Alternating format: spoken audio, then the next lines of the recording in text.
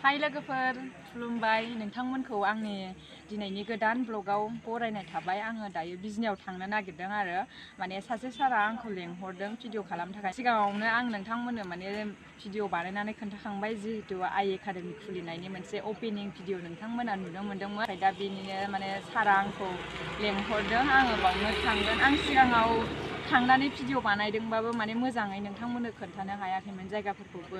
दा आङो थांनानै एसे मोजाङै खोन्थानोसै, नोंथांमोना नायलांबाय थाबानो जाबाय भिडिअखौ जोबजासिम।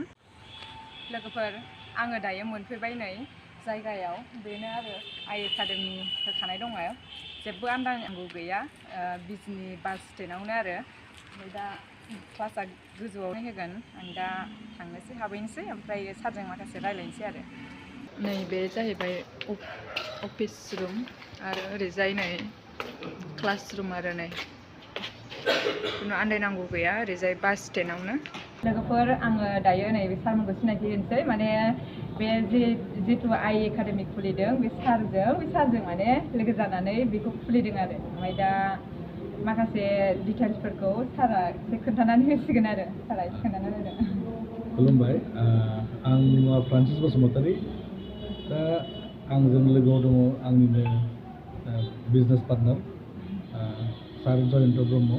स' बिथांजों आंजों जों बे आइ एकाडेमिखौ खुलिजेनदोंमोन सेप्तेम्बरावनो जागायजेनदों जोङो। ओमफ्रायहाय दा जोंना बे सेप्तेम्बरनिफ्राय जागायजेननायनिफ्रायनो जोङो मोनबा बेट्च जोङो दा दं जोंहा।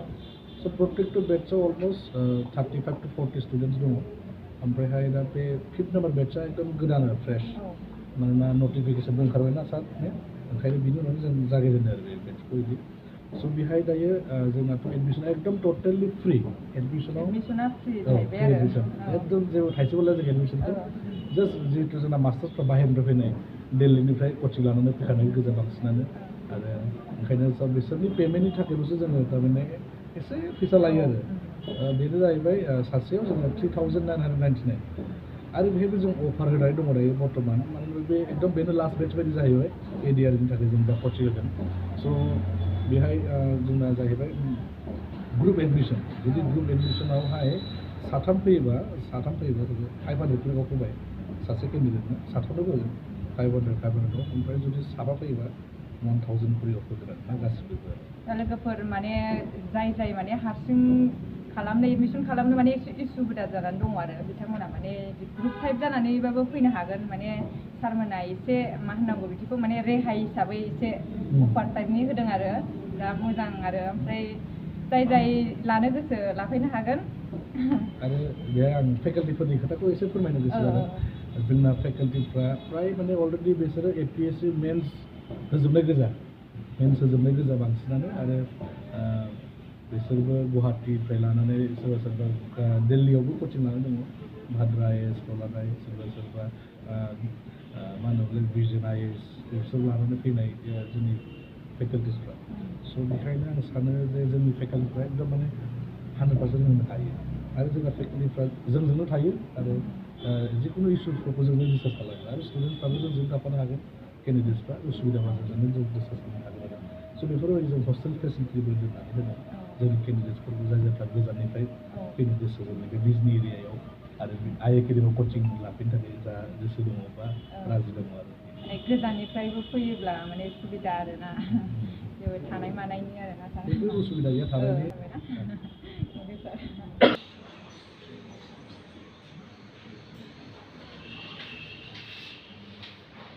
जायगायावनो माखासे क्लास लानायखौबो नोंथांमोननो दिन्थिबाय। आरो मा होनो, मेन बाथ्राया जाहैबाय 3grade आरो 4grade जों लोगोसे माने आसाम पुलिसनिबो माने कर्स माने फोरोंनाय जागोन आरो नोंथां। लोगोफोर, नै दा नैबे बिनानावमोनहाबो बे आइ एकाडेमियावनो माने क्लास खालामगासिनो। बेसेबां बेट्चनि?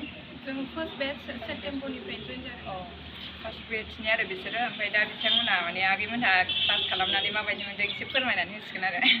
खोन्थाना होदो दे। क्लास लानानै मोजाङानो जोबदों। जोंना कर्सआ अलमस्ट जोब्बायानो। बाखि इंलिश ग्रामार बेफोर दङ आरो। ओमफ्राय मोजाङानो, सारमोनाबो फोरोंनाया मोजाङानो।